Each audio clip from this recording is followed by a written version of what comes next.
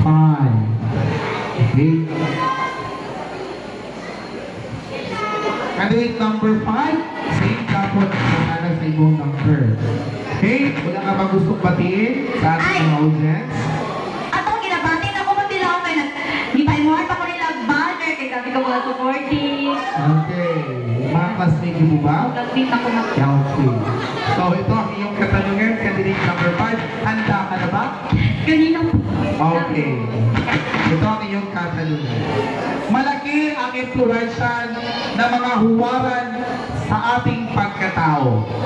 Sino ang nagbibigay inspirasyon sa iyo at bakit? Ulitin ito. Malaki ang influensya ng mga huwaran sa ating pagkatao.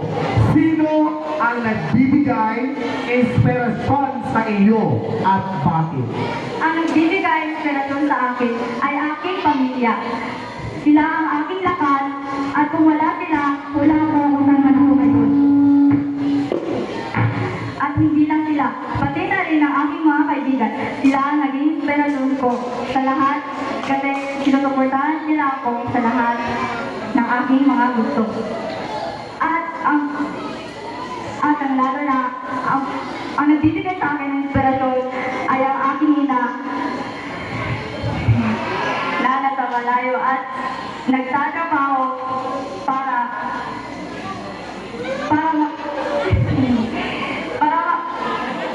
mapaaral ako ng mabuti. At yun lang po at maraming salamat. Thank you so much, family.